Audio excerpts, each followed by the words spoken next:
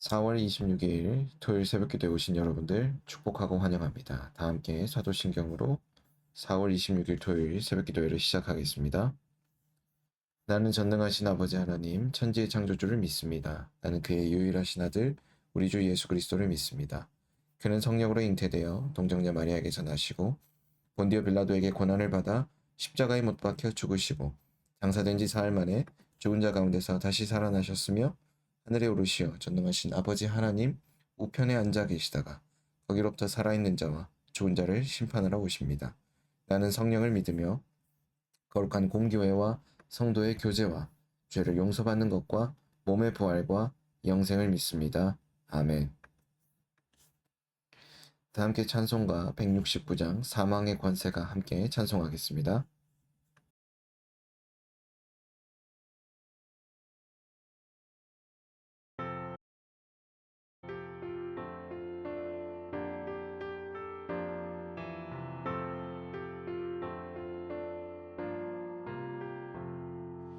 사망의 권세가 주님 가두나 예수님 일어나 부활하셨네. 부활하신 주 승리하셨네. 할렐루야 할렐루야 할렐루야 할렐루야. 어두운 무덤에 갇히었으나 사망의 권세를 물리치셨네. 부활하신 주 승리하셨네. 할렐루야 할렐루야 할렐루야 할렐루야.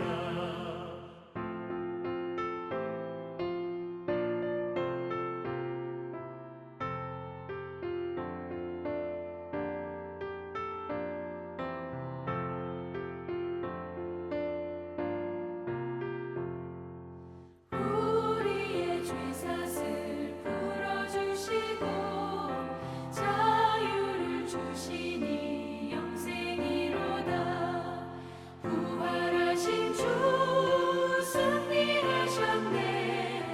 할렐루야 할렐루야 할렐루야 할렐루야. 주 싸움 끝내고 승리하시니 부활의 우리 주 영광이로다. 부활하신 주 찬양할지라. 할렐루야 할렐루야 할렐루야 할렐루야.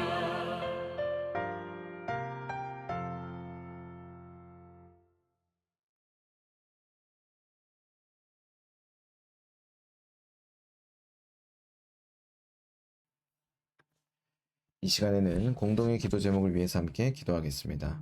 첫 번째로는 나라를 위해서 함께 기도하겠습니다. 나라를 위해서 함께 기도할 때에는 우리나라의 청년들을 위해서 함께 기도하겠습니다. 우리나라의 청년들이 진학과 취업과 결혼이라는 인생의 과업을 수행하는 과정 가운데서 주저앉지 않고 이 문제에 큰 어려움들을 겪고 있는 와중에도 하나님의 공급하심을 경험하는 귀한 세대가 될 수 있도록 기도해 주시고, 특별히 이 문제를 해결할 수 있는 그런 지혜가 또 그런 정책이 잘 발휘되어서 이 어려움을 잘 타개해 나갈 수 있는 귀한 청년 세대 될 수 있도록 위해서 함께 기도하겠습니다. 두 번째로는 국내외 선교를 위해서 함께 기도하겠습니다. 국내외 선교를 위해서 함께 기도할 때에는 복음과 상황을 위해서 함께 기도하겠습니다. 복음과 상황이 어, 복음으로 역사와 사회를 잘 조명해 가며 섬기시는 김병년 목사님께서도 이 일을 위해서 섬기실 때 맡기신 사명을 잘 감당하실 수 있도록 위해서 함께 기도하도록 하겠습니다. 세 번째로는 삼성도안교회를 위해서 함께 기도하겠습니다. 삼성도안교회를 위해서 함께 기도할 때에는 주일 예배와 모임을 위해서 그리고 교육자들을 위해서 함께 기도하겠습니다. 주일 가운데 유아유치부에서부터 장년부에 이르기까지 드려지는 예배와 또 순모임 2부 순서 가운데 진행되고 있는 순모임과 새가족부 모임 그리고 새소식반 등등의 모임들이 진행되는데 모임을 축복하셔서 하나님이 이것들을 다 복음의 접촉점으로 사용하여 주시고, 특별히 이 일을 위해서 수고하시는 신동희 목사님을 비롯한 저와 김수경 간사님, 그리고 심소윤 전도사님 네 분의 교육자들을 축복하셔서 이 일에 귀한 도구로 사용하시도록 또 위해서 함께 기도하겠습니다. 네 번째로는 교우 가정을 위해서 함께 기도하겠습니다. 교우 가정을 위해서 함께 기도할 때에는 박정원 교우 가정을 위해서 함께 기도하겠습니다. 박정원 교우의 가정이 먼저 하나님 나라의 풍성함을 경험하며 이 가정을 통하여서 이루어가실 하나님 나라의 그 아름다운 뜻과 계획을 온전히 경험하는 귀한 가정 될 수 있도록 위해서 함께 기도하겠습니다. 다섯 번째로는 새벽 기도회를 위해서 함께 기도하겠습니다. 계속해서 온라인으로 진행되고 있는 새벽 기도회 가운데 방송상의 문제가 생기지 않고 계속해서 이 말씀의 자리를 통하여서, 기도의 자리를 통하여서 귀한 하나님의 말씀을 듣고 은혜 받는 시간 될 수 있도록 위해서 함께 기도하겠습니다. 함께 나눈 이 다섯 가지 기도 제목을 위해서 이 시간 한 목소리로 기도합니다.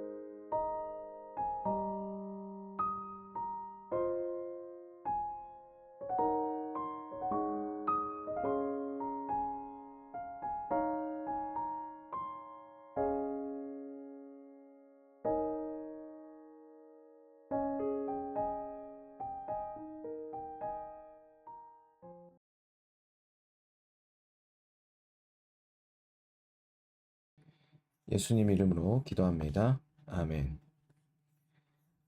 오늘 하나님께서 우리 모두에게 주신 말씀은 아가서 4장 1절에서 5장 1절까지의 말씀입니다.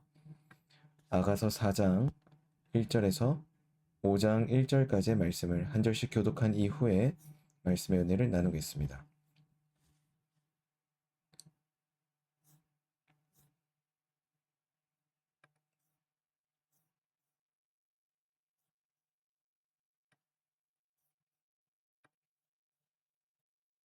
한 절씩 교독하겠습니다. 내 사랑, 너는 어여쁘고도 어여쁘다. 너울 속에 있는 내 눈이 비둘기 같고 내 머리털은 길라 산기슭에 누운 염소떼 같구나. 내 이는 목욕장에서 나오는 털 깎인 암양 곧 새끼 없는 것은 하나도 없이 각 상태를 낳은 양 같구나. 내 입술은 홍색 실 같고 내 입은 어여쁘고 너울 속에 내 뺨은 석류 한쪽 같구나. 내 목은 무기를 두려고 건축한 다윗의 망대 곧 방패 1000개 용사의 모든 방패가 달린 망대 같고 내 두 유방은 백합화 가운데서 꼴을 먹는 쌍태 어린 사슴 같구나. 날이 저물고 그림자가 사라지기 전에 내가 몰약산과 유향의 작은 산으로 가리라. 나의 사랑, 너는 어여쁘고 아무 흠이 없구나. 내 신부야, 너는 레바논에서부터 나와 함께하고 레바논에서부터 나와 함께 가자. 아마나와 스닐과 헤르몬 꼭대기에서 사자굴과 표범산에서 내려오너라.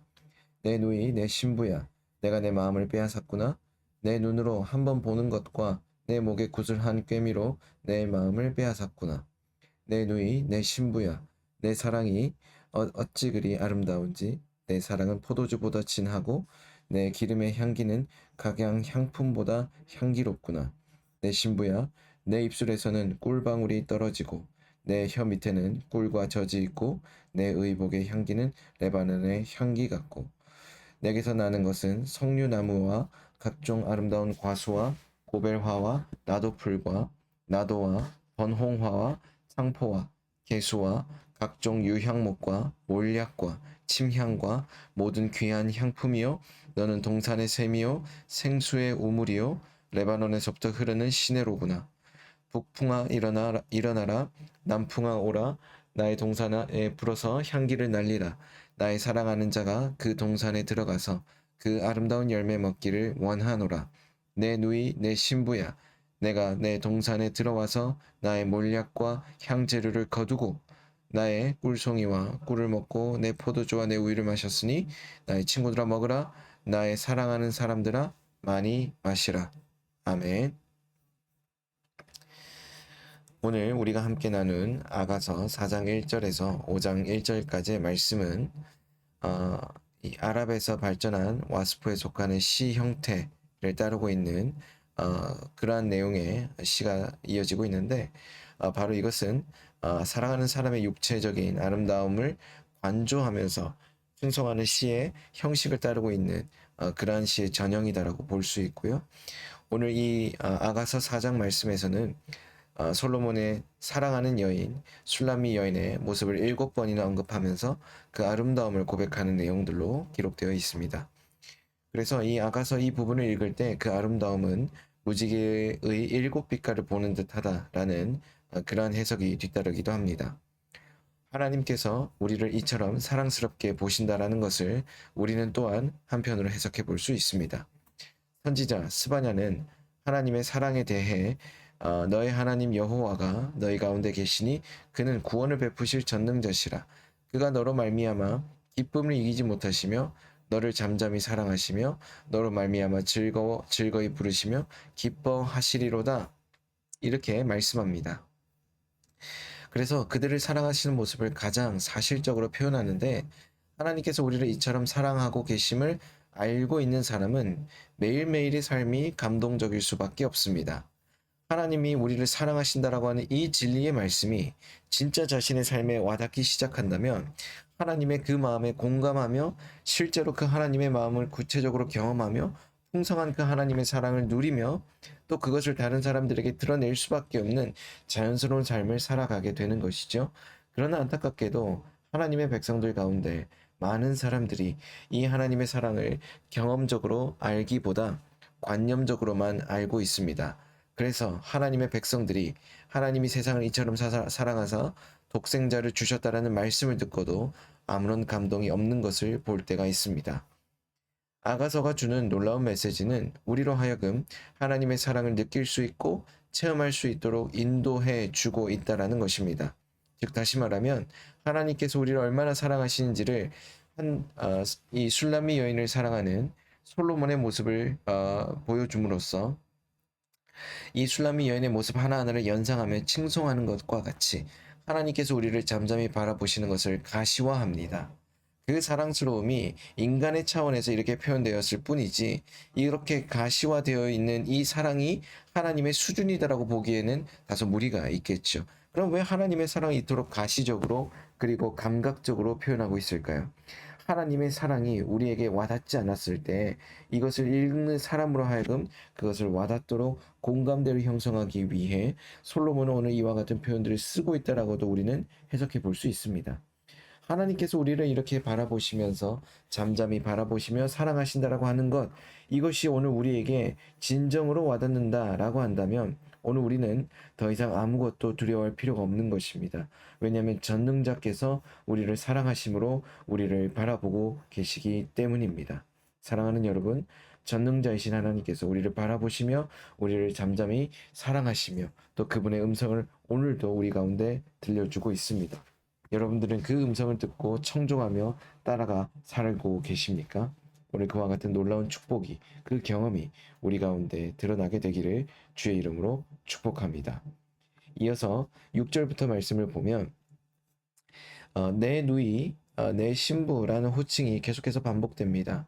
이것은 솔로몬이 술람미 여인을 부르고 있는 호칭인데 여기 7절에서부터 5장 1절까지는 솔로몬이 술람미 여인을 위해서 한 장소를 마련해 놓고 그곳으로 가서 함께 있을 것을 초청하는 7번의 요청의 내용이 기록됩니다.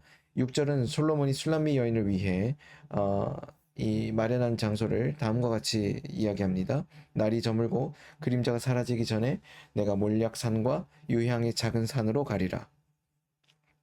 학자들은 여기 언급한 장소는 올리브 농장과 포도원 그리고 향기로운 관목들로 펼쳐진 아름다운 들이 있는 레바논 입구일 것이라고 생각합니다. 그러나 본문의 목적은 이 장소가 실제로 어디인지를 말해주기 위한 것이 아니고 솔로몬이 사랑하는 여인을 위해 마련해 놓은 곳의 아름다움을 말해주기 위한 것입니다. 마찬가지로 주님께서 우리를 위해 만나 주시기 위해 마련한 장소는 굉장히 아름답습니다. 먼저는 어떻습니까? 하나님 나라의 그 아름다움과 풍성함이라고 우리가 늘 표현하지 않습니까? 그곳에 하나님의 임재로 가득 찬 바로 그곳에 그 임재 자체가 여기에서 표현에 빗대어 같이 표현해 보자면 몰약의 산과 바로 유향의 작은 산인 것이죠. 주님의 임재, 주님께서 마련해 놓으신 바로 그곳, 하나님 나라는 이처럼 아름답고 풍성하다라고 하는 것을 오늘 말씀은 굉장히 강조하고 있습니다. 성경에서 향기는 일반적으로 성령의 임재를 나타냅니다. 그리고 성령이 임재하시는 곳은 언제나 우리에게 몰약산과 유향의 작은 산처럼 아름답고 달콤합니다. 주님은 우리에게 이러한 장소를 예배해 두시고 우리를 초청하십니다. 그리고 주님께서 우리를 자신의 임재 가운데로 초청하시는 이유에 대해 어여쁘고 아무 의미 없기 때문에 7절 말씀과 같이, 그리고 8절 말씀에 세상이 위험하기 때문에, 그리고 9절 말씀에 우리가 주님의 마음을 빼앗았기 때문에, 또 10절 말씀에 너무 사랑스럽기 때문에, 그리고 11절에 우리가 교통하는 친밀함이 달콤하기 때문에, 12절에 잠근 동산과 같이 아름답기 때문에, 그리고 5장 1절과 같이 좋은 것을 나누어 주시기 위하여 바로 이러한 목적과 이유 때문에 바로 이와 같은 아름다운 장소를 주님이 우리를 위해 마련하셨다라고 말씀합니다. 바울은 이와 같은 하나님의 사랑을 깨닫고 고린도 교회 성도들에게 이렇게 이야기합니다. 너희를 불러 그의 아들 예수 그리스도 우리 주로 더불어 교제하게 하시는 하나님은 미쁘시도다. 고린도전서 1장 9절을 통해 말씀하는 이 성경 구절은 사랑의 하나님께서 우리와 함께 하시기를 원하시는 마음이 얼만큼 아름답고 또 그 가운데 얼만큼 신실한지를 보여주시고, 바울뿐만 아니라 믿음의 사람 모두에게 하나님의 임재하심으로의 초청은 언제나 그들이 가지고 있는 관심들 가운데 중요한 주제가 되고, 또 그 하나님의 임재를 경험한 사람은 아무도 예외 없이 하나님의 그 임재가 얼만큼 아름다우며 풍성하다라는 것이 것인지를 고백할 수밖에 없다라는 점을 말씀합니다. 또 요한 1서에 보면 하나님께서 우리를 얼만큼 사랑하시며 이 아가서 4장 말씀을 통해서 우리를 얼만큼 사랑하시는지를 말씀하는 것과 일맥상통하는 내용이 등장하는데 어째서 하나님께서 그토록 우리와 함께 해주시기를 원하시는가? 이런 질문들을 자연스럽게 던져보면서 하나님께서 우리를 사랑하시는 것이 곧 하나님의 존재 목적이자 어떻게 보면 존재 그 자체의 본질이라고도 볼 수 있는 것이지요.